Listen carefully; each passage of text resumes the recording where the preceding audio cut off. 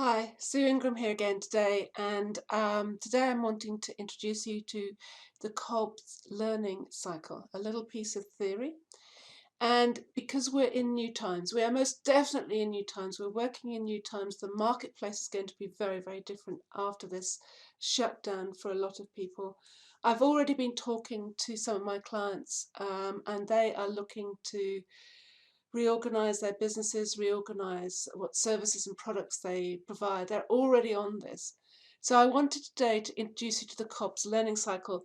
It's a very, very simple little theory, but most of us don't apply it correctly or don't go into it in the depth that we need. So I'm going to introduce the model to you, and then I'm going to talk about what that means, how we can apply it for ourselves learning and for our teams learning as well. So let me introduce the model to you.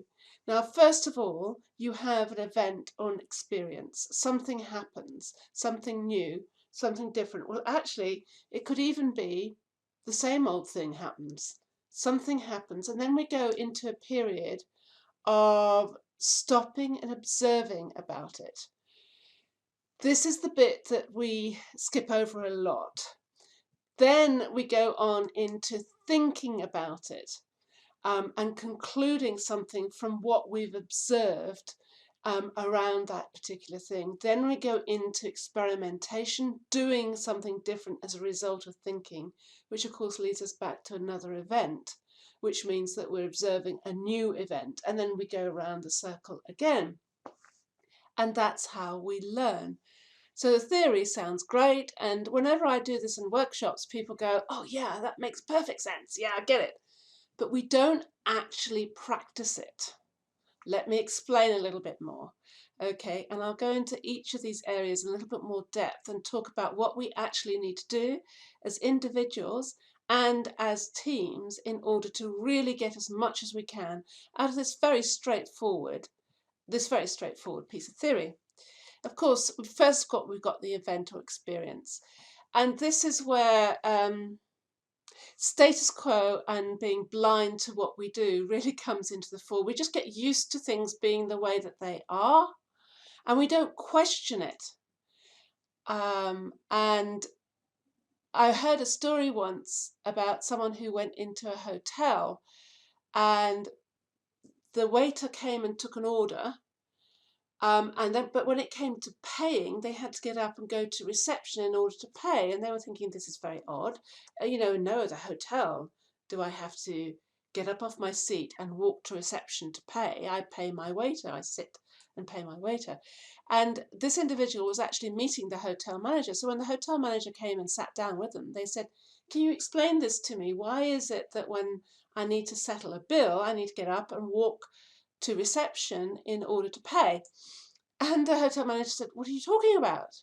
Of course you should be paying at your seat via your waiter that served you with your coffee. I don't understand." And anyway, he went away and looked at it.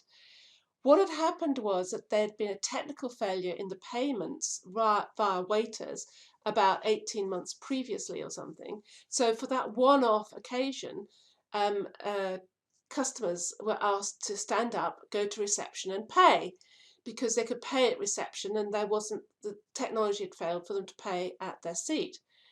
That had happened 18 months previously, and no one had changed it, and no one had questioned it. So this whole thing about event and experience, we need to get really key on. Now, we've had some very new events and experiences just recently with the lockdown, so there's a lot of new stuff that we can look at. But actually, from this kind of looking at this model, it's also very, very good to look at what you're doing standard every day, all day. This is why when you get new staff coming in and joining your team, it's fabulous to ask them, what do you see?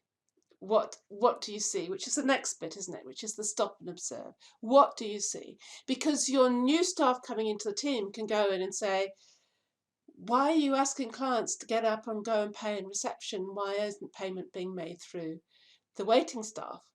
They can question these sort of taken for granted assumptions that we as a team may have been living with for some time. And it's a wonderful way of getting some freshness into this. The stop and the observe is the bit that we forget to do. And no surprise, because life is extremely busy. We're dashing here, we're dashing there, we're thinking about this, we're multitasking, loads of things are happening. We don't practice stopping and observing.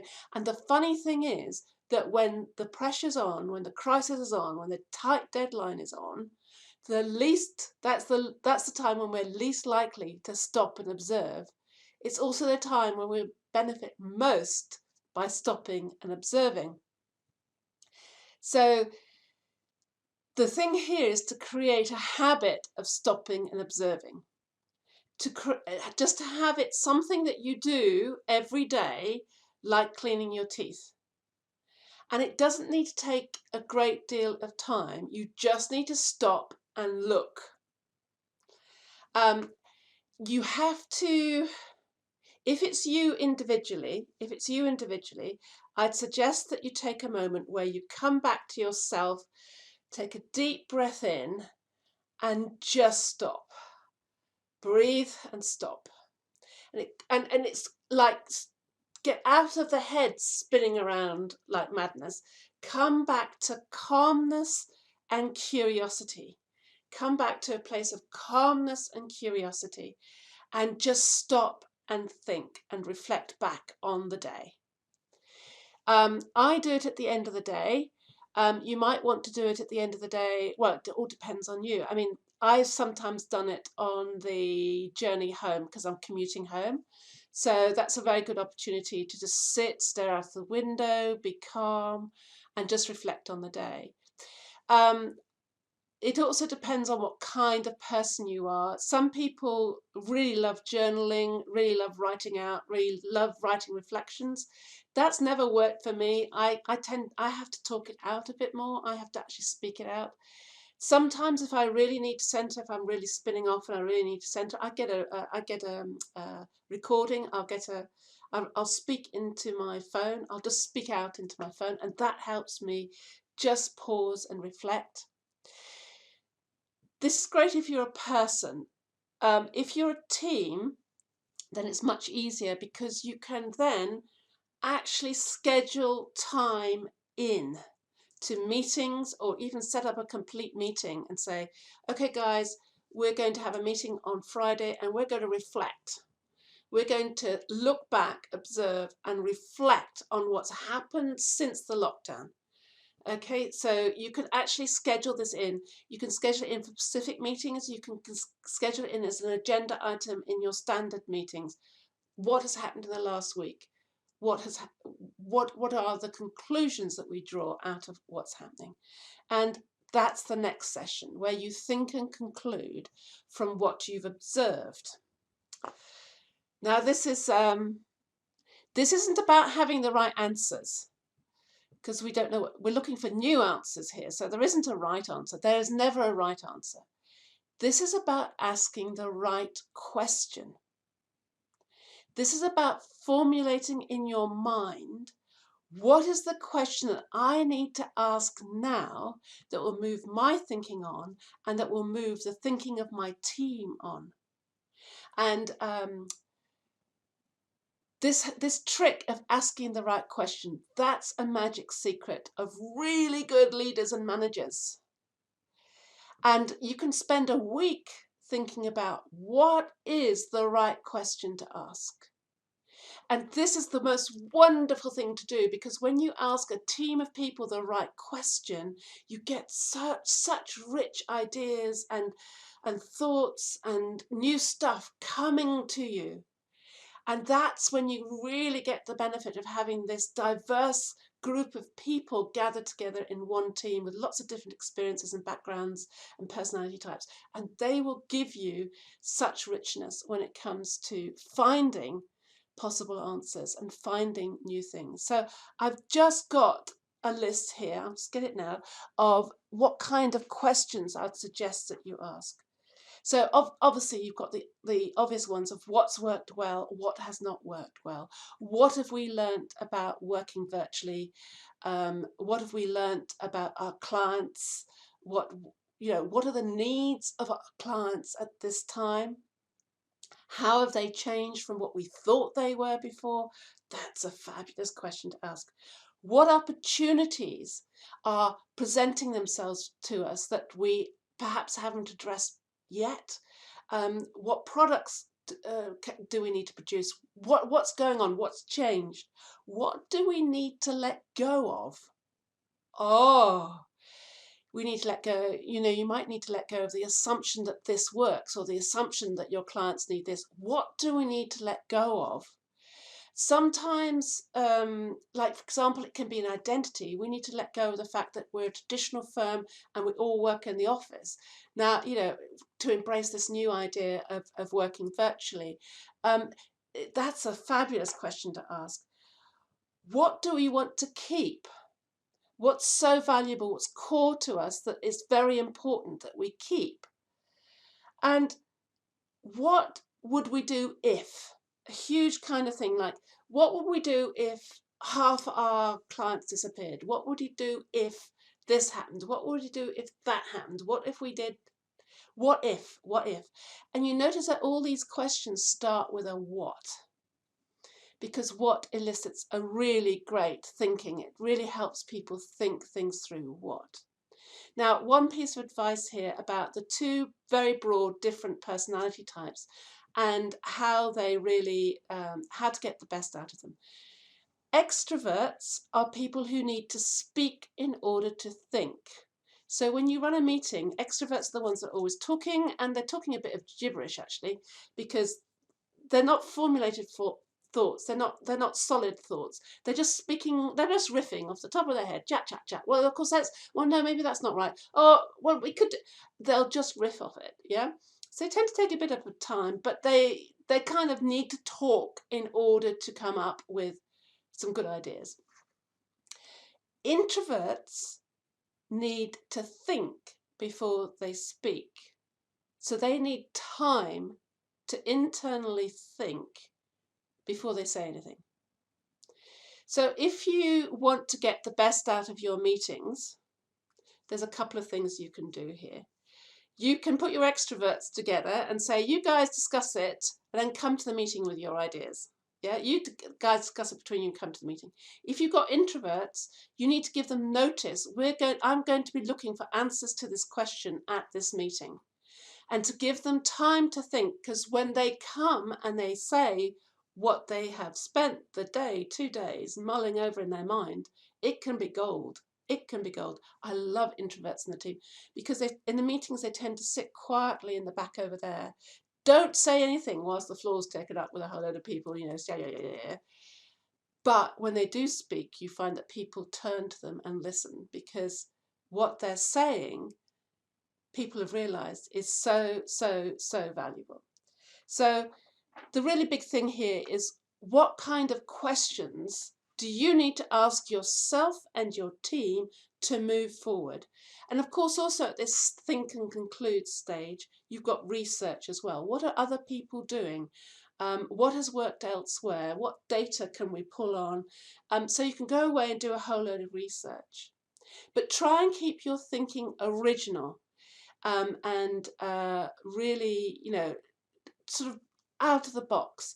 It's the original and new thinkers that are going to come out of this period stronger, and with a product, with a service that people actually want, and therefore it's going to be these people who are going to survive into the future. Yep, there's no two ways about it. It's going to be these people who can pivot quickly, come up with a new quickly, who are going to survive into the future. So then you've got the final stage, which is the do new and experiment.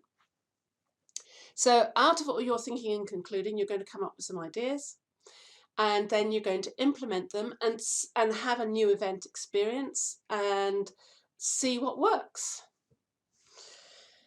And here I would say to you, courage, brave, go for it. Just because no one else has done it before doesn't mean to say that it's the wrong thing to do. Do it. You might want to manage the risk and just do it small. Just do a test, pilot, prototype, test first. Contact your clients and see, is this what you want? Would this meet your needs at this moment in time? all that kind of thing, but you need to do new and you need to experiment. And the word on this is, when you experiment, failure will happen. And straight away, this is going to be new for a lot of teams where you can't fail. You know, you mustn't fail. Well, there's a saying, if you want to double your success rate, double your failure rate. Go out of your way to fail, because that means that you're doing new stuff, you're experimenting, you're risking a bit more. Now, you need to manage that risk, as I say, by doing a prototype or something like that. But this is absolutely crucial. Go out and experiment, because that is how you will do and break new ground. And then everyone else will follow you like 2, 3, 6 months behind. But by that time, you'll have got a march on them and you'll be ahead and you'll be new. Curiosity here is so good. And I was talking to CEO of a housing association, and they had a call center. But what was wonderful was they were already doing this circle before the coronavirus. They were already experimenting, and they actually had 2 members of their staff from their call center at home working remotely before the coronavirus hit. And so when the coronavirus did hit, and it was transparent that their entire call center had to go home and work virtually, they rolled the whole thing out in a week, and in a week that entire call center was working from home. And when you call up, you wouldn't notice any difference. You wouldn't notice that they're in their back office, back bedroom, as opposed to being in the call center.